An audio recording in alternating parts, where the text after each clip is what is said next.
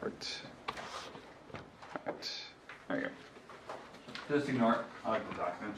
Question? What's like for the sequences when it's like a 2, 3, 4, 5, and then one where it's like 6, 2, Arithmetic. that's arithmetic. Arithmetic when it stays on the whole. Alright. Stays the same whole time. You just write sequence for arithmetic. Okay. Okay, everything should be down below you. Hopefully, we can get this done, wrapped up today, finished, wherever you want to call it, completed. Okay, okay. Remember, practice guides today, I need them. So at some point you have to turn them in. This must be Zach. So put your practice test down below you for now. I'll collect them at the very end of class. So they should be down below you, all the good stuff. So put them in a spot where you can't see them, that type of thing. So, you already turned it in? Good. You're already out of the game. Can I just turn it in right now so I don't forget about it? Sure.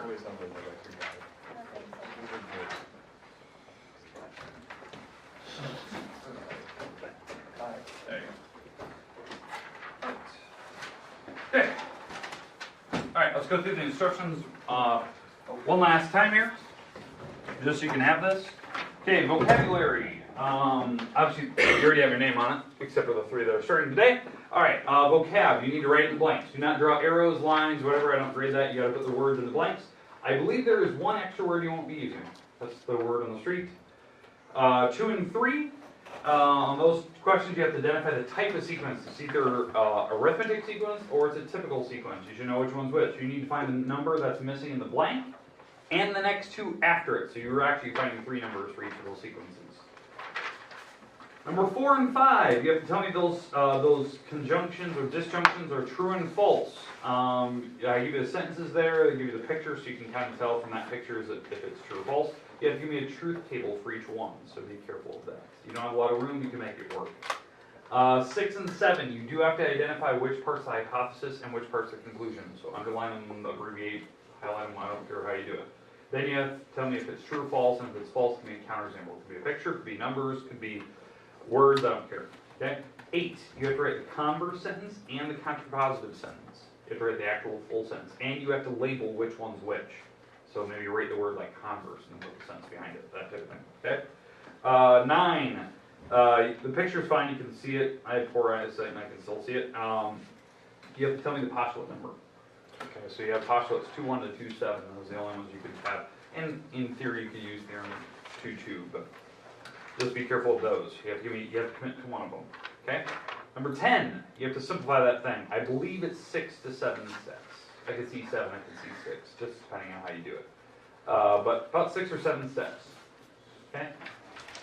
11, you have to simplify, or you have to prove that. Remember, on number 10, you have to give me every line of work, every property name. Don't shortcut.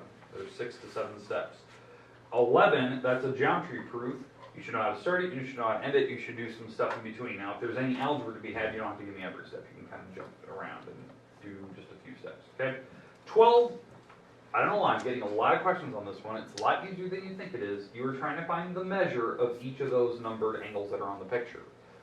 Like the actual angle that's there. Okay? You do not need a protractor. You're not going to put a protractor down and measure them. They're not drawn to scale. You have to find what those numbers are using a little bit of algebra and the clues I give you on number 12. I give you some clues off to the side. So it's kind of like you're doing a little mini proof. You have to give me, some actual algebra that actually solves out which those angles are. I think one of them is provided for you, and you can find the rest, and I give you some clues there. Just be careful on those, okay? Yeah, should be fairly straightforward. You might have to come up with some variables and whatnot. Okay, but you have to write some properties down, because it does say you have to justify your work, so you have to write some properties. Again, it's kind of like number 11. You have to show me every step, but you have to show me some big steps. Okay, if you run out of space on any of those problems, you do have a huge part in the back, just make sure you label that, okay, that you're going to the back. Okay, unless you just heard today, there's 3 of you that just heard today, a lot of you should be getting done today, finished, however you want to say it, completed. So make sure you get it done, wrapped up.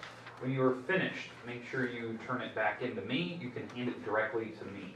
Don't put it in the basket, hand it to me today. And then make sure you have your practice guide turned in, because it is due today. So, if you need to talk about it, there's some over there.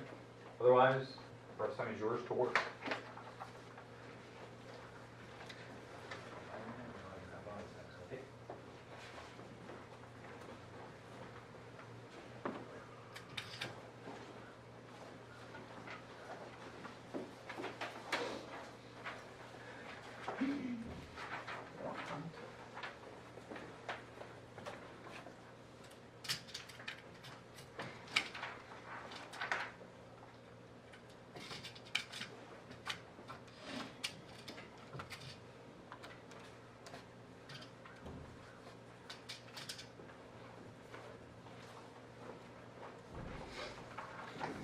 Check red.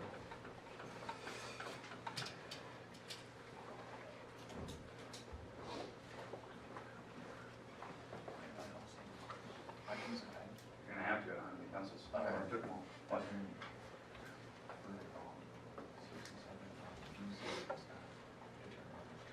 If, every time it's true, false, it's false, can be counterexample.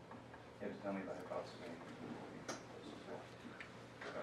Okay. And a lot of stuff you have to